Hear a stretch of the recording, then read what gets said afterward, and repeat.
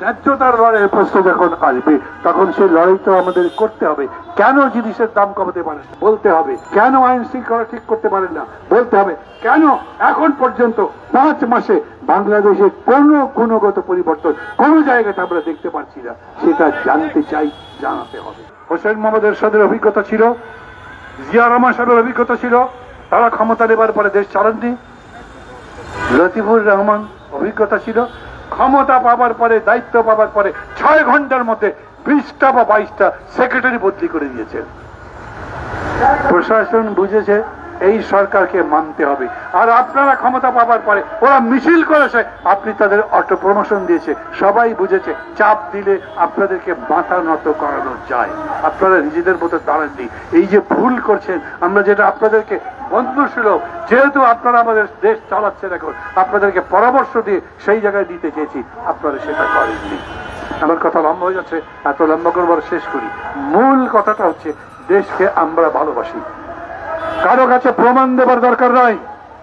আপনারা কে খুব সুন্দর করে ইংরেজি বাংলা বলতে পারেন, সেই দিয়ে আপনাদের কোয়ালিটি জাজ করা হবে না।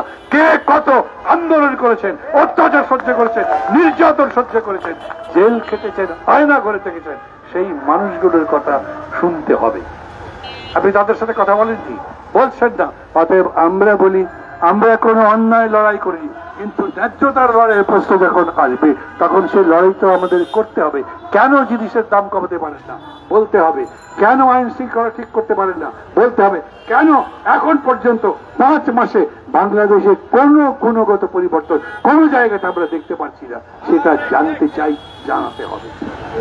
এবং বলছি, যত তাড়াতাড়ি পারেন সংস্কারগুলো কমপ্লিট করবার পরেই আপনারা নির্বাচন দেবেন। তাড়াতাড়ি করতে পারবেন না কেন? পুলিশ ঠিক করতে 5 মাস লাগে, পুলিশ ঠিক করতে 1.5 বছর লাগবে, সিভিল ব্যুরোক্রেসি ঠিক করতে 1.5 বছর লাগবে। এই কথা যদি বলেন তাহলে বলতে হবে যার 9 মাসে হয় না, যার 9 মাসে হয় না তার 9 বছরেও হবে না, 90 বছরেও হবে না। আপনারা যা 5 মাসে পাচ্ছেন না, সেটা 5 বছর যে পারবেন তার গ্যারেন্টি কি? এমনি এমনি আপনাদের কাঠগড়ায় দাঁড় করাবার চেষ্টা করছি না। আমি বলছি, আমি যে কথাগুলো বললাম, যদি কেউ কষ্ট পান, কোনো উপদেষ্টা এই সরকার জবাব দেন, সেই জবাব দিতে অসুবিধা কি? নাকি মাহমুদ রহমান না কি আবার ওর কথার জবাব দিতে হবে কেন? ওই সব ভাব দিয়ে থাকলে শুধু ভাবের রাজ্যেই থাকবেন, কোনোদিন বাস্তবে ফিরে আসতে পারবেন না। ওই ভাবের রাজ্যে আগেই অনেকে ছিল, অনেকেই ধরাকে সরা জ্ঞান করেছিল, পালাবার উদ্দেশ্য পাইনি।